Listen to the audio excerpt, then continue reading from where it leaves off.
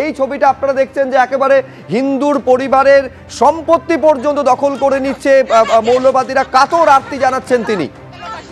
আমার মা একা বাড়ি ছিল, আমার মা এক বাড়িতে মারে আটক করে দখল করেছে। পৃথিবীর কি কোনো আইন নাই ভগবানের কাছে? আমরা একটা হিন্দু অসহায় মানুষ, দুটা বোনের বাড়িতে থাকি, আমাদের আটক থাকি একজন দখল করে দিছে, আর একজন আসছে এখন মুসলমান মানুষ।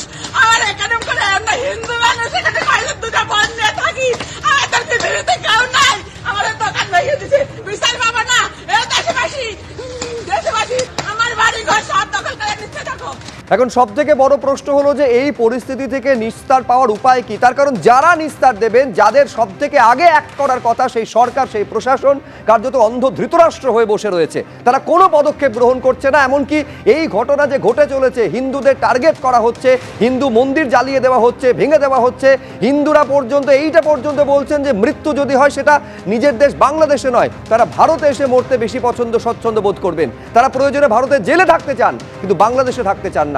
এইরকম একটা পরিস্থিতি কতটা ভয়াবহ জায়গায় পৌঁছে গিয়েছে। অধ্যাপক রাজাগোপাল ধর চক্রবর্তী কি বলছেন একবার দেখুন। ইসকনের যিনি চট্টগ্রামের যে প্রধান, সেই চিন্ময় দাস যেহেতু সংখ্যালঘু হিন্দুদের সনাতন জোটের নেতা হিসেবে কাজ করছিলেন, তাই সমস্ত যে ইসকনের যে সমস্ত মন্দিরগুলো আছে তারা মনে করছে এইগুলোকে যদি ভেঙে দেওয়া যায় তাহলে বোধহয় হিন্দুরা ভয় পায়। এবং একটা মন্দির জ্বালিয়ে আরো 5 জন উগ্রবাদীদের তারা কিন্তু আরো প্রলুব্ধ করছে, উন্মাদনায় মাতিয়ে দিচ্ছে যে আরো কিছু মন্দির ভাঙতে হবে। এই ব্যাপারটা চলতেই থাকছে। সরকারের তরফ থেকে কোনো হেলদোল নেই। যে যখন দেখা গেছে উগ্রবাদীরা এই ধরনের কাজকর্ম করছে, বিশেষ করে ইসকনের মন্দির টার্গেট করছে, তখন ইউনিসের উচিত ছিল প্রত্যেকটা ইসকন টেম্পলে বা তাদের যে আশ্রমগুলো আছে সেখানে পুলিশ প্রহরা দেওয়া। সেগুলো তারা কিছু করেনি।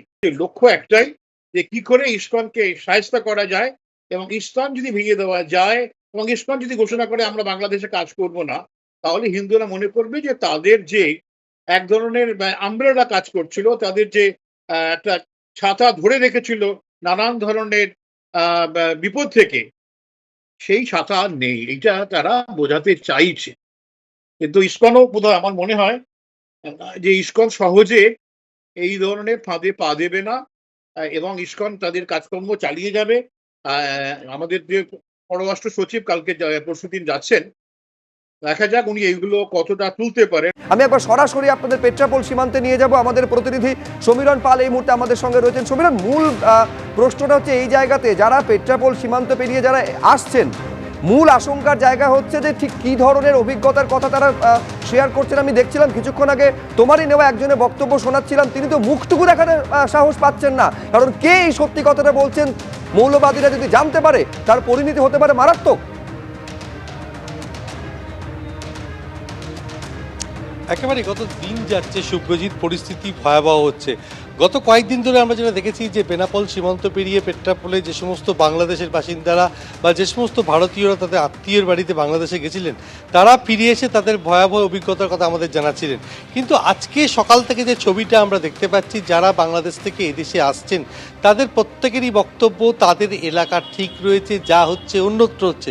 কিন্তু অন্য জায়গাটা কোথায় সেটা তারা জানাচ্ছেন যে সামাজিক মাধ্যমে, বিভিন্ন মিডিয়ার মাধ্যমে তারা জানতে পাচ্ছেন, সেটুকুই বলছেন। এর বেশি কিছু তারা বলতে চাইছেন না।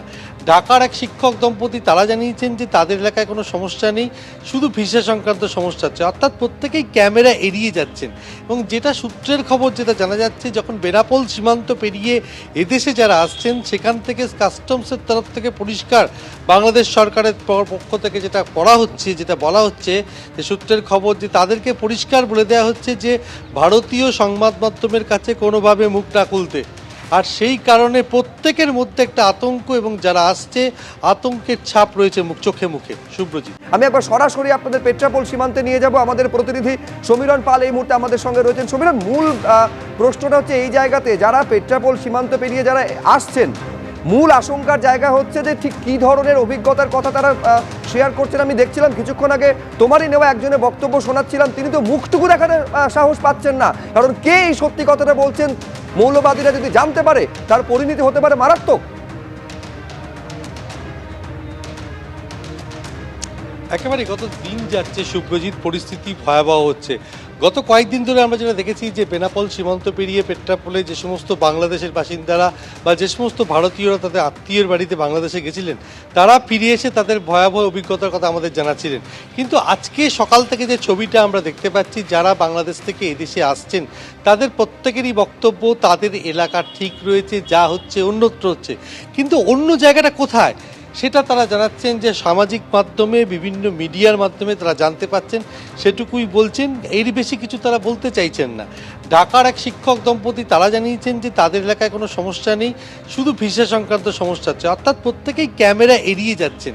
এবং যেটা সূত্রের খবর যেটা জানা যাচ্ছে, যখন বেনাপোল সীমান্ত পেরিয়ে এদেশে যারা আসছেন সেখান থেকে কাস্টমসের তরফ থেকে পরিষ্কার বাংলাদেশ সরকারের পক্ষ থেকে যেটা করা হচ্ছে, যেটা বলা হচ্ছে যে সূত্রের খবর, যে তাদেরকে পরিষ্কার বলে দেওয়া হচ্ছে যে ভারতীয় সংবাদ মাধ্যমের কাছে কোনোভাবে মুখ না খুলতে। আর সেই কারণে প্রত্যেকের মধ্যে একটা আতঙ্ক, এবং যারা আসছে আতঙ্কের ছাপ রয়েছে চোখে মুখে। শুভ্রজিৎ।